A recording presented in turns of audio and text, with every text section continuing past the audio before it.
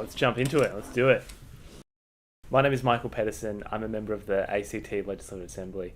Today, the Australian Capital Territory has legalised the possession of small amounts of cannabis for personal use. This is a result of a bill that I moved in September of 2018. It's now January of 2020, so changing the law isn't a quick or speedy thing. So it's been a bit over a year going through this process of campaigning for a law change, but here we are, and cannabis is legal in the ACT.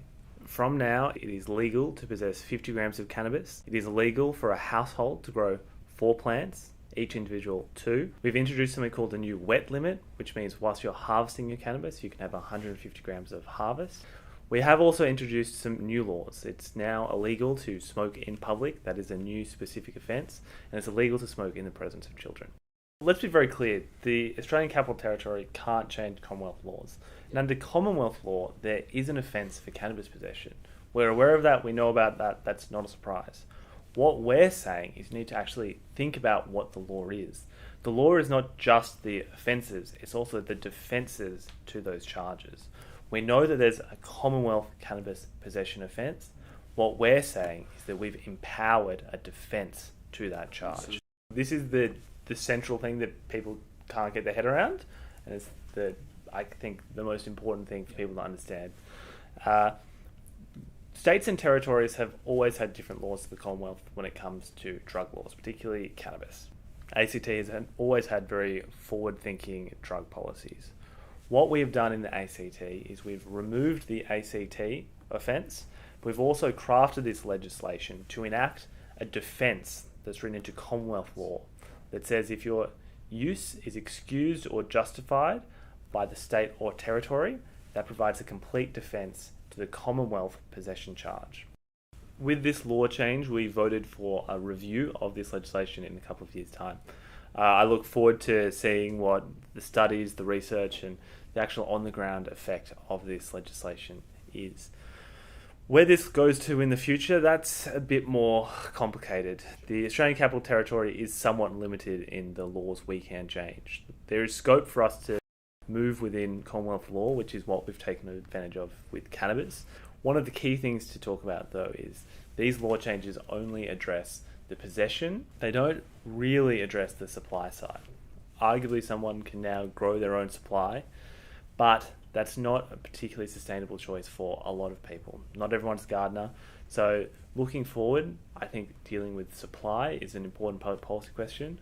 What that looks like, I'm not sure. There are a bunch of different models, and I'm not sure what works for the ACT and what scope there is under Commonwealth law to implement them. The big problem we face is that there is scope for the ACT to create our own laws when it comes to the possession side. The Commonwealth laws, which all states and territories have to operate within, leaves no flexibility to deal with the supply side. So to really get like a Colorado or Canada model, you really need some changes at the federal level, but there is scope potentially within the current Commonwealth laws to maybe look at something like cannabis clubs, but even those are still a bit questionable because the fundamental problem you face is that the Commonwealth has very strict and they kick in at very low thresholds drug trafficking laws and drug supply laws, and put simply, there's no way to get around those laws. They exist, and so anyone supplying or trafficking cannabis will face Commonwealth drug charge. The other thing that needs to be said, the person that brings forward a prosecution is someone called the Commonwealth Director of Public Prosecutions. Now, they have a responsibility not to prosecute someone if they don't have reasonable grounds to think that they're going to win. We don't believe the Commonwealth Director of Public Prosecutions will bring forward prosecutions because of the existence of this defence, and they've previously said they wouldn't. It's not actually a radical idea in the ACT. In the ACT, 54% of Canberrans support the legalisation of cannabis, with only 27% opposed. So in the ACT, this isn't actually a crazy idea. This is actually popular public policy. I'm just the guy that brought it forward. We need to be very clear, and this is where misinformation spread in the legalised movement is problematic. There is actually not a majority of Australians that support the legalisation of cannabis. Across Australia, you're actually more likely to see more opposition to legalisation than support for it. And I base that on statistically relevant and accurate polling done by independent organisations Self-selecting online polls are not representative, they're not accurate, and you should never base anything off them. Across Australia, I saw a poll from Roy Morgan, I think. They put it at 49% opposed, 42% in support. There's different polls that kind of have different numbers, but they all kind of fall roughly around there. So the ACT is the most progressive jurisdiction. We do have that support for legalisation here.